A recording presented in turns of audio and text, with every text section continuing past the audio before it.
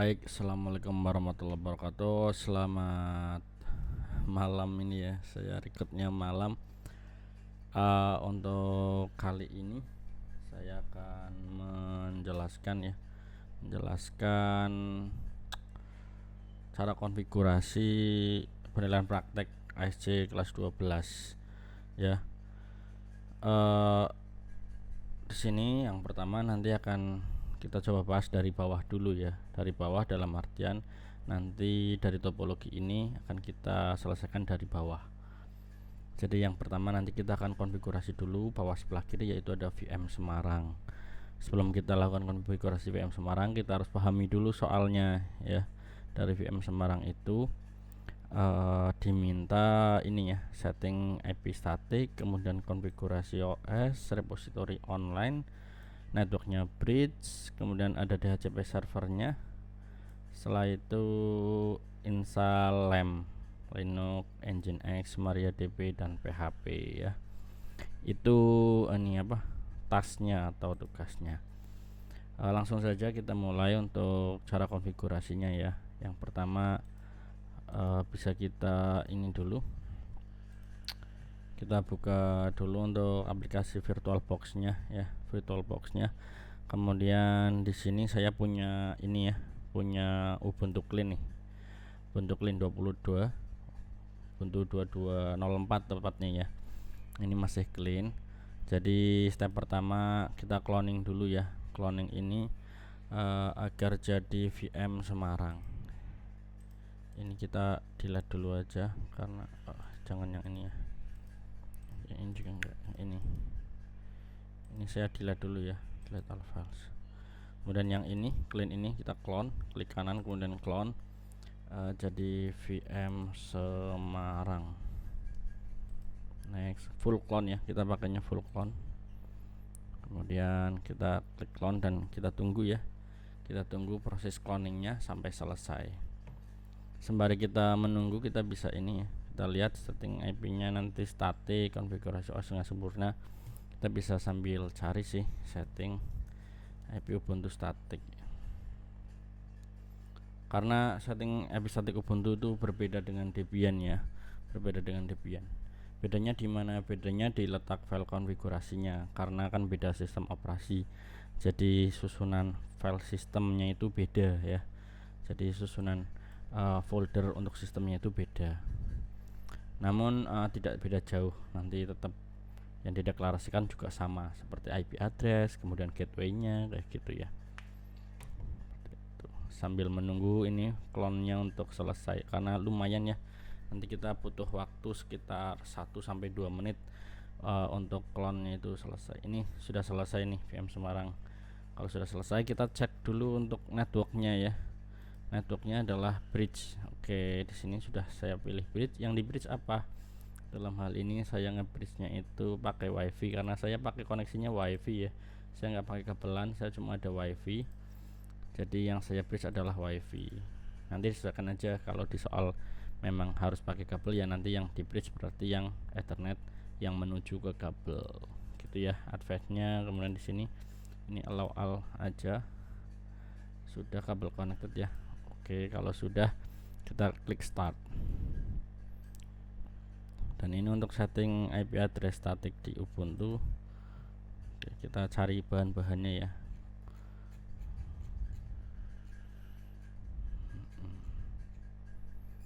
Oke, ini nanti yang kita perlukan sambil kita menunggu booting ya.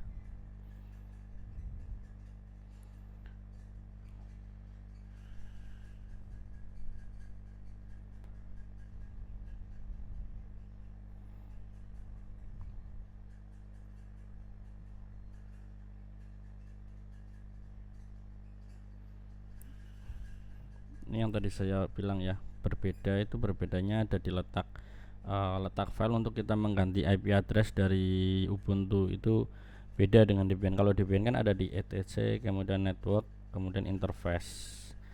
Kalau di Debian itu ada di etc, kemudian netplan ya. Nama foldernya bukan network lagi tapi netplan. Kita login dulu ya, username-nya pakai root, passwordnya 123. Sudah. Di sini kita lihat ya, IPA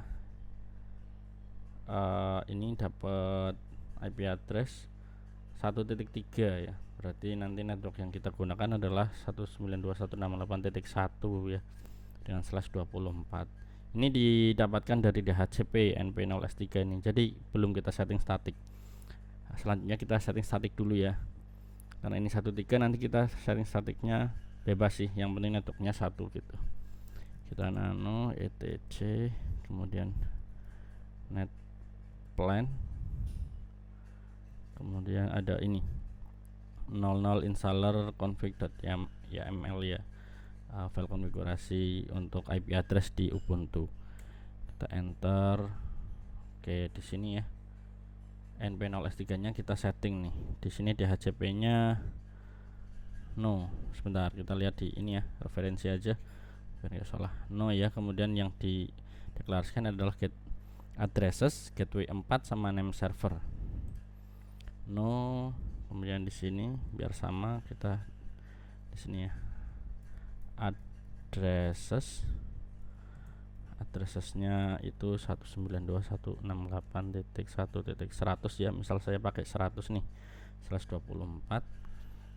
Kemudian yang di bawahnya ada gateway 4 ya. Gateway 4, gateway itu ini IP yang ada internetnya, dalam hal ini IP modemnya ya. Gateway 4. Kemudian di sini name serversnya kita masukkan addressesnya lagi. Addressesnya adalah 888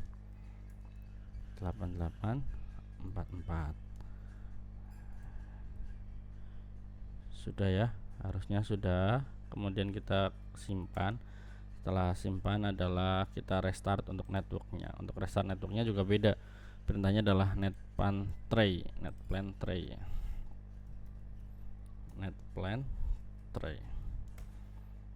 Oh, ada kesalahan nih ya. Setelah addresses itu ada kesalahan, harusnya seperti apa? Addresses gateway 4. Mana nih addressesnya? Ini ya, kalau kita lihat di addresses,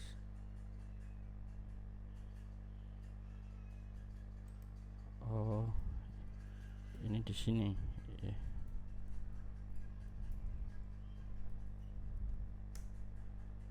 Oke, sudah ya. Ini enter ya, kalau mau diubah itu enter. Kemudian kita cek IP addressnya apakah sudah berubah.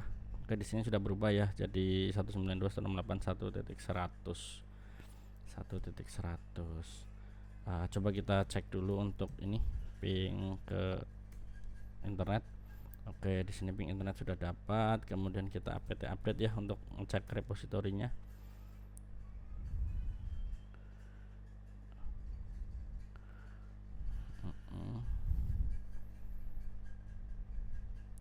Cek repositorinya, kalau sudah dicek kemudian oke, tidak ada error ya, repositori aman, kemudian internet juga aman, IP sudah statik. Berarti dari ini sudah, kemudian ini pasti sudah ya, karena ini saya udah install dulu, saya hasil clone. Kemudian repositori juga sudah, network adapternya bridge sudah. Yang selanjutnya adalah konfigurasi DHCP server ya, konfigurasi DHCP server. Untuk konfigurasi DHCP server kita install paketnya dulu ya, paket dari DHCP server. Paketnya itu apt install isc DHCP server ya. Ini nama paketnya, kita install dulu. Continue aja. Tunggu proses installnya ya.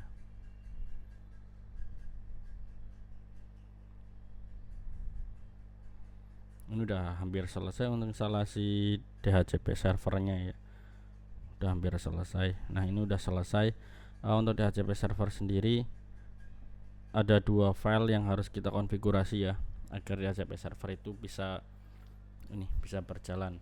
Yang pertama itu filenya ada di etc, kemudian dhcp, kemudian dhcpd.conf. Nah, yang ini ya. Di sini kita setting nih, setting apa? Bagaimana DHCP server ini akan melayani device lain yang ada dalam satu jaringan. Bagaimana ya? Yang pertama adalah kita tentukan dulu. Sebentar, kita ini dulu aja ya. Kita dulu uncomment bagian ini. Satu paket ya, dari kurung buka sampai kurung tutup. Kita uncomment semua. Kemudian di sini nih subnetnya, subnet yang kita gunakan itu harus sesuaikan dengan subnet dari IP address yang kita punya, yaitu 192.168.1.0 ya, karena saya networknya 1 tadi. Kemudian netmasknya juga kita sesuaikan karena /24, jadi 255.255.255.0. Untuk ranknya itu kita berikan rank sembarang sebenarnya dalam satu jaringan ini, cuman jangan sampai yang sudah kita pakai gitu. Saya pakai 100, jadi rank yang saya akan berikan itu 101 sampai dengan, nggak usah banyak-banyak sih, karena device-nya kan nanti cuma satu ya yang connect, 101 sampai misal 150 gitu. Kemudian untuk name servernya ini DNS-nya ya. DNS-nya kita boleh pakai 8888. Untuk domain name-nya bebas aja sih. Saya biarin aja ya kayak gitu. Kemudian subnet mask-nya kita samakan lagi ya, karena /24 jadi ya 255.255.0. Routernya itu yang menuju ke modemnya yang ada internetnya gitu. Dalam hal ini saya pakai modem ya, 11. Kemudian broadcast-nya saya atur sesuaikan dengan network yang kita pakai, 255. List time dan lain-lain itu bebasin aja. Kemudian kita save. Setelah ini ada satu lagi ya yang harus kita setting, yaitu menentukan interface mana yang kita gunakan untuk menyalurkan API IP dari DHCP server yang kita miliki. Kita itu mau nyalurin itu lewat interface yang mana gitu. Kita cek IPA. Nanti kan kita akan salurkan dengan perangkat yang terhubung ke NP0S3 ya. Jadi perangkat-perangkat yang terhubung ke dalam satu jaringan dengan NP0S3 itu yang nanti akan dapat IP address dari server ini, dari DHCP server ini. Sehingga nah kita harus edit ininya ya, edit file ini nih, nano tc default ini. Kita edit ini dan kita tentukan interface V4 nya yang mana, yaitu NP0S3. Kemudian kita simpan. Setelah itu kita restart ya, sistem CTL restart ISC DHCP server. Sudah, setelah itu kita cek statusnya. Status oke, sudah aktif ya, sudah aktif running, tidak ada error. Berarti ini sudah berjalan untuk DHCP servernya. Sehingga nanti kalau ada perangkat nih yang terhubung ke satu jaringan dengan ini, dengan NP0S3 dari Ubuntu ini ya, ini akan dapat IP address dari Ubuntu dengan syarat tidak ada ini ya, tidak ada DHCP server lain. Nanti kalau ada DHCP server lain itu nanti akan rebutan ngasih IP gitu, sehingga nanti walaupun dapat IP tapi ternyata bukan dari server ini, dan itu salah ya, tidak sesuai dengan yang diminta. Karena yang diminta adalah kalau ada perangkat itu nanti yang ngasih ya DHCP server dari Ubuntu, dari apa ya, benar ya, dari Ubuntu ini. Seperti itu. Ini udah selesai konfigurasi untuk DHCP server. Selanjutnya adalah kita akan mengkonfigurasi lem ya, lem tanpa kontrol panel, jadi secara manual. Itu caranya gimana? Yang pertama, untuk mempermudah kita dalam ini ya, dalam mengkonfigurasi, saya install dulu SSH ya, SSH. Atau kita cek dulu sudah terinstall belum SSH-nya. Oh, sudah aktif ya SSH-nya ya, sehingga kita hanya perlu ini mengkonfigurasi SSH-nya. Kita nano tc SSH SSHD config di sini. Oh, sudah saya konfigurasi ya untuk SSH-nya. Jadi setelah saya install sistem operasi, saya konfigurasi SSH juga. Setelah itu baru saya clone, sehingga hasil cloningannya itu sudah ada SSH-nya dan sudah terkonfigurasi. Dimana di sini saya membuka port 22 untuk akses SSH-nya, kemudian saya mengizinkan root ya, root untuk login, permit root loginnya saya ganti yes. Kemudian yang di bawah itu ada password authentication, karena saya pakainya password untuk loginnya, nggak pakai SSH tapi pakainya password. Seperti itu. Berarti ini sudah aktif. Kalau gitu kita pakai SSH client ya. Di sini saya pakai Bitfish aja. Bitfish SSH client. Kemudian di sini IP addressnya kita ketikkan IP address dari Ubuntu yang ada di VirtualBox 1.100. Kemudian login. Sudah login, dia minta password, kita masukin passwordnya root 123. Oke, sudah ya, ini sudah bisa masuk ke SSH. Kita buka terminal baru. Nah, selanjutnya adalah kita akan mengkonfigurasi LEMP atau LEM di Ubuntu 22.04 ya. Untuk LEMP sendiri kan terdiri dari Nginx, MySQL dan PHP. Jadi kita harus install dulu tiga aplikasi tersebut harus kita install. Oke, langsung aja yang pertama ya, kita akan install Nginx dulu. apt install Nginx. Yes.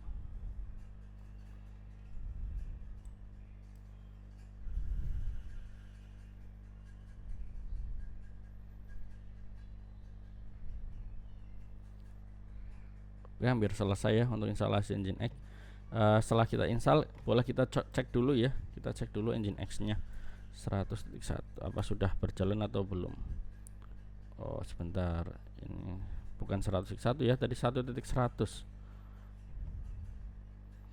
Oke, belum bisa. Sehingga kalau belum bisa kita cek dulu aja service Nginx status. Oh, di sini statusnya inaktif ya. Di sini nih ada tulisannya inaktif atau DID. Jadi kita aktifin dulu service start Nginx.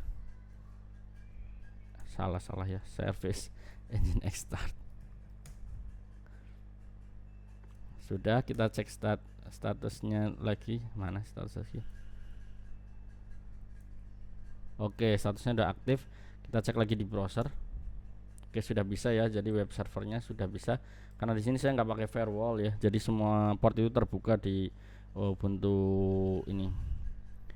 Ubuntu 22 yang saya miliki itu secara default terbuka untuk portnya. Sudah ya. Kalau sudah selesai untuk instalasi yang selanjutnya adalah kita install PHP dulu ya. apt install. Oh, kita install MariaDB dulu aja. MariaDB server ya. Install MariaDB.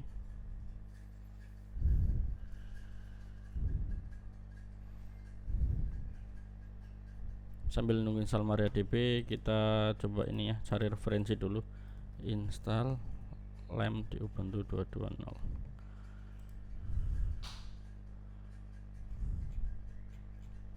Oh, installnya WordPress ya, install WordPress.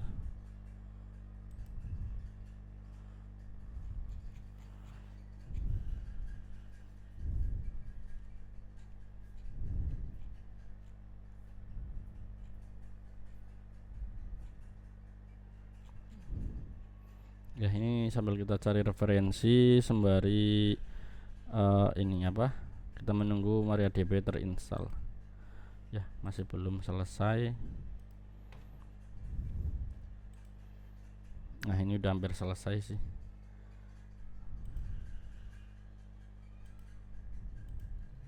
Oke, sudah selesai untuk MariaDB-nya. Setelah MariaDB kita install PHP. apt install PHP. Kemudian di sini karena kita menggunakan LEM ya, untuk PHP yang bisa berjalan dengan Nginx itu kita perlu ekstensi atau plugin ya, namanya PHP FPM. Kemudian untuk PHP agar bisa connect dengan MySQL, kita perlu plugin juga namanya PHP MySQL. Kita install dulu.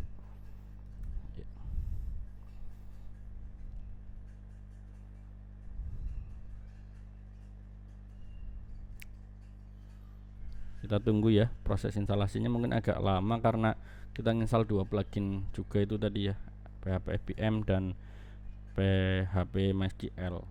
Karena kita kalau nggak pakai FPM kita nggak bisa connect dengan ini Nginx nya ya. Dan kalau nggak pakai PHP MySQL juga kita nggak bisa connect dengan MySQL nya atau MariaDB ya. Dalam hal ini kita pakai MariaDB tadi.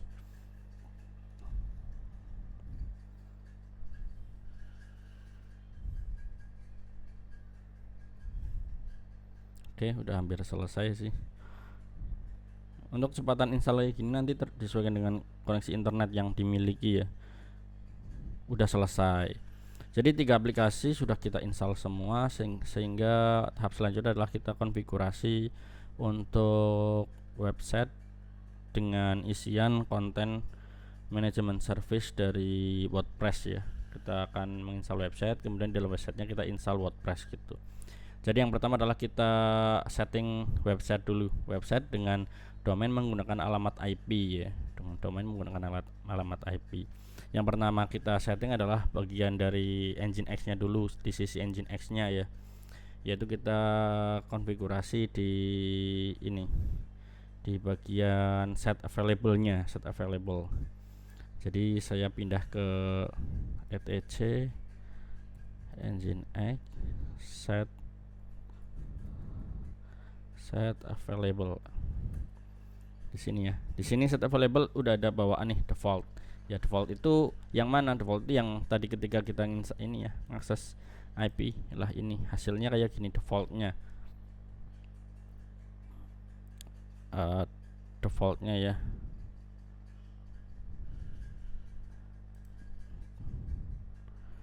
Defaultnya itu kemudian kita akan konfigurasi untuk ini website dengan domain alamat IP ya, alamat IP. Kita copy aja ya, copy default jadi alamat IP yang kita mau. Sudah kita copy, kita buka ya. Hasil kopiannya kita buka. Di sini listennya benar, listennya adalah 80 tapi bukan default server ya. Kita 80 aja gini. Sudah, setelah itu di bagian bawah ada root directory-nya ya. Root directory-nya kita bikin kayak gini aja. Nanti ini kita bikin ya, jangan lupa kita bikin folder dengan nama folder 192.168.1.100 di dalam folder var www. Itu jangan sampai lupa, nanti kita bikin itu. Kemudian di sini karena kita pakai PHP ya, kita tulis aja index.php.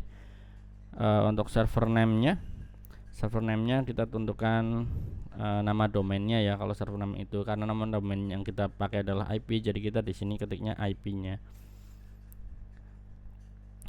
Di sini kemudian untuk konfigurasi PHP-nya itu ada di sini location PHP-nya. Itu kita uncomment yang bagian ini, kemudian juga yang fast CGI pass-nya. Untuk fast CGI pass-nya kita sesuaikan karena kita tadi installnya itu PHP 81 ya, 81, jadi kita ganti 81 kayak gini. Dan setelah itu untuk rewrite ya, untuk rewrite dari WordPress juga ada pengaturan ini, konfigurasi sendiri. Itu kayak gini nih. Kalau kita lihat di sini ya, rewrite dari WordPress itu ini pakainya ini ya. Jadi yang ini di komen, kemudian pakai yang ini. Kayak gini. Nah, pakainya yang ini. Ini spesial untuk WordPress ya. Jadi pakainya kayak gitu. Udah, kalau udah kita simpan. Untuk cek PHP tadi kita kenal gini ya, PHP min v itu nanti ada kelihatan tuh ya. Kalau di sini saya pakai PHP-nya 81 ya, 81 PHP-nya. Makanya tadi yang saya ganti di bagian ini saya ganti 81. Tahunya 81 dari mana ya? Dari tadi yang kita ini PHP min v. Nanti sesuaikan, kalau kalian nanti punyanya 73, 74 ya itu tinggal diganti 73 atau 74 gitu. Kalau sudah bikin file konfigurasi di set available, selanjutnya adalah kita kita linkkan dari set available ini ke set enable ya. Caranya tinggal ln min s var bukan var ya, etc nginx set available kemudian 192 kemana, ke etc nginx set enable. Sudah saya linkkan. Setelah sudah dilinkkan, kita cek file konfigurasi untuk nginx nya ada error enggak, ngeceknya dengan perintah nginx min t. Oke, konfigurasinya oke. Kemudian dites juga successful, berarti nggak ada error nih. Apa yang kita bikin tadi itu nggak ada error. Selanjutnya adalah masih lupa satu ya, dokumen rootnya belum kita bikin. Jadi kita bikin dulu make directory tadi apa ya, var www 192.168.1.100 seperti ini. Kemudian kita chmod biar mudah kita 777 aja, jangan 775 ya, 775 di var www 192. Nah ini kemudian kita on juga ya, change permissionnya juga min r www data www data ya, user www data, grupnya www data, kemudian kita tentukan yang di var www 192. Oke, sudah kita on sudah, chmod sudah. Selanjutnya adalah kita merestart nginx nya, service restart. Kalau sudah kita cek di browser ya, untuk ini sudah jadi atau belum. Oke, 1.100 nya udah jadi nih. Forbidden, kenapa forbidden? Karena belum ada isinya di var www 192.168.1.100 belum ada isinya. Step selanjutnya adalah kita akan menginstal WordPress pada website ini ya. Pada website ini kita install WordPress. Untuk WordPress sendiri kita perlu dua buah bahan, yaitu satu database dan satu buah file WordPress ya. Ada database dan ada file WordPress. Sebelum kita download file WordPress-nya, kita bikin database dulu ya, database untuk persiapan WordPress itu diinstal. Jadi kita konfigurasi MySQL-nya. Tadi kan baru kita install ya MySQL di awal ya. Sekarang kita konfigurasi MySQL-nya. MySQL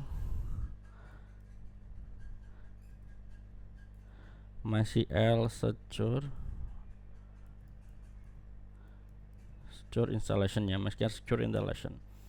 Enter current passwordnya, belum saya kasih password jadi enter aja. Kemudian enter current password, connect 1 2 3.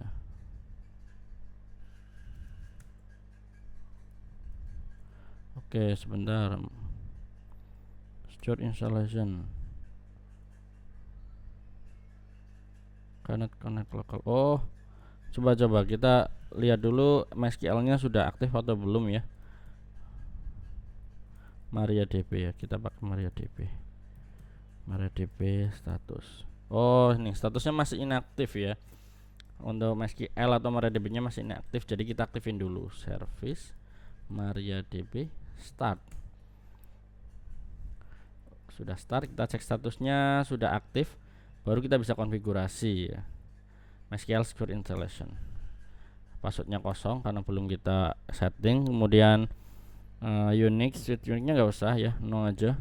Kemudian change root passwordnya ya. Passwordnya saya ganti 123. Remove anonymous, yes saya remove. Kemudian disallow remote loginnya no, biar bisa remote login ya. Sebenarnya nggak apa-apa, optional aja. Remove database, yes saya remove database testnya. Reload privilege-nya, yes. Setelah sudah kita masuk ke MySQL-nya. MySQL min u root min p. Passwordnya tadi ya yang udah kita ganti 123. Sudah masuk ke MySQL nih. Sekarang selanjutnya adalah kita membuat database. Perintahnya create database. Di sini kita bikinnya namanya WordPress aja ya. Databasenya WordPress. Oke, query oke, satu row affected berarti udah sukses ya, kita udah bisa. Kalau mau lihat ya bisa show databases. Tuh udah ada ya, ini database WordPress namanya sudah terbuat. Setelah kita bikin database, kita harus bikin user untuk database ini ya, yaitu perintahnya create user. Nama usernya saya tkj2 gini ya, tkj2 add localhost. Kemudian identified by, ini passwordnya saya kasih 123 aja gini, 123. Jadi create user tkj2, identifikasinya dengan password 123. Kita enter. Oke, kalau enter query oke berarti sudah jadi ya usernya. Selanjutnya adalah kita memberikan hak akses untuk user yang kita bikin itu mengelola database yang kita bikin gitu ya. Jadi untuk memberikan hak aksesnya itu kita pakai perintahnya grant all privilege on nama databasenya ya, WordPress.bintang. Bintang ini berarti di dalam database kan ada tabel nih. Bintang ini mewakili semua tabelnya, berarti bisa mengelola semua tabel. Tuh, ke siapa? Ke usernya tkj2 add localhost. Ini ya, grant all privilege on WordPress to tkj2 localhost. Kalau nggak salah coba ya. Oke, kalau oke berarti nggak ada kesalahan dalam pengetikannya. Kalau ada error coba dicek lagi ya, mungkin salah ketik gitu. Setelah itu kita flush privilege-nya. Flash privilege sudah kita flash dan oke. Setelah itu berarti kita tinggal exit aja. Nah, sudah ya. Jadi kita sudah bikin database nih namanya WordPress dengan user tkj2 add localhost dan passwordnya 123. Setelah itu kita lanjut untuk download file WordPress-nya ya. Kita download file WordPress-nya. Downloadnya di mana? Downloadnya ya di website WordPress-nya. Kemudian taruhnya di mana? Taruhnya ya di dokumen root dari site yang kita bikin tadi. Dokumen rootnya kan ada di, kita ke dokumen rootnya ya pakai cd ya, cd yang direktorinya ke var www 192.168.1.100. Kita udah ada di sini.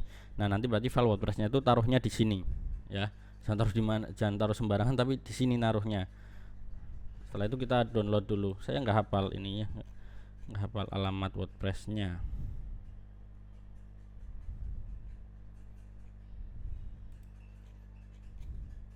Alamat WordPress-nya itu mana?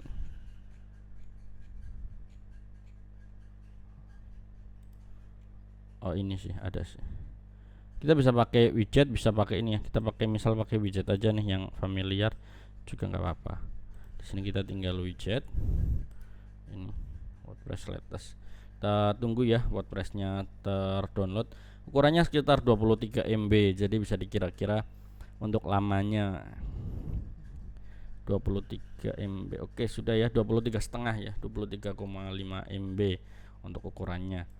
Sudah di-download. Kalau kita mau lihat hasilnya kita bisa ls di sini. Ada tuh latest.tar.gz. Ini file WordPress-nya. Karena formatnya masih .gz jadi kita perlu ekstrak ya. Untuk ekstraknya kalau tar ya pakai perintahnya tar juga. Karena ini filenya .tar. Di sini ya, tar xzvf, kemudian nama file yang akan kita ekstrak. Di sini proses ekstraksinya. Kalau sudah diekstrak, kita ls lagi. Oh, ternyata hasil ekstraksinya ada di folder juga nih, folder namanya WordPress. Kita masuk ke folder WordPress tersebut ya. WordPress. Kita lihat. Oh iya, jadi filenya ada di sini semua, ada di file WordPress ini. Jadi kita perlu pindahkan dengan cara move ya. Move apa yang dipindah? Semua file yang ada di folder WordPress ini kemana? Ke satu direktori atas atau ke 192.168.100 ya. Kita enter. Kita ls di sini udah nggak ada filenya. filenya kemana ya, berarti sudah terpindah ke satu direktori atas. Kita cek di sini. Oke, sudah ada di sini semua filenya ya. Kalau sudah seperti ini berarti harusnya sudah sih ya, sudah, sehingga kita bisa akses untuk setnya lagi. Harusnya nggak forbidden tapi sudah ngeload file WordPress yang tadi kita ekstrak nih.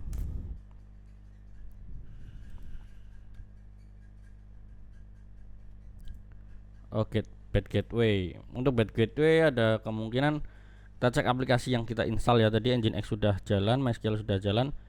Untuk PHP-nya coba ya kita cek ya. Service PHP 81 fpm ya, status. Oke, PHP-nya belum aktif nih. Masih inaktif PHP-nya. Jadi kita aktifin dulu PHP-nya ya. Start. Service PHP 81 fpm start. Kalau sudah, kita cek statusnya sudah aktif nih, dan kita bisa cek lagi di sini. Harusnya nggak bad gateway lagi ya. Oke, sekarang sudah terlihat untuk halaman instalasi WordPress-nya. Jadi ada welcome to WordPress, kemudian database name sudah kita udah punya ya. Tadi namanya WordPress, database username-nya sudah kita bikin juga, namanya tkj2. Database passwordnya sudah kita bikin juga 123. Kemudian database hostnya ya localhost tadi ya, sudah kita tentukan. Kita let's go aja. Di sini nama database-nya tadi WordPress ya. Username-nya tkj2. Passwordnya 123. Localhost. Tabel prefix-nya bebas nih, dibiarin nggak apa-apa, ditambahin apa juga nggak apa-apa. Ini submit aja. Alright, Sparky ya. Kalau Sparky gini berarti udah bisa nih, udah sesuai data yang kita masukkan di form sebelumnya itu udah sesuai. Kita tinggal run installation. Kita biarkan WordPress ini terinstall. Klik run installation. Oke, sudah selesai. Ini tinggal kita konfigurasi untuk set yang kita bikin. Misal di sini adalah praktik tkj2 praktik 1 praktik kasal ini ya. Username-nya misal admin nih, admin. Passwordnya yang gampang aja admin gini, dengan syarat confirm password iwik passwordnya ya, password lemah ini kita konfirmasi. Kemudian admin @tkj. Di sini untuk emailnya kita pakai ini ya, admin tkj. Kemudian kita tinggal .com. Ini bebas saja sih, pakai email sendiri juga apa-apa. Install WordPress. Oke, sudah ya, sudah. Ini kita tinggal masuk. Ini enggak usah disimpan, username-nya admin, passwordnya admin.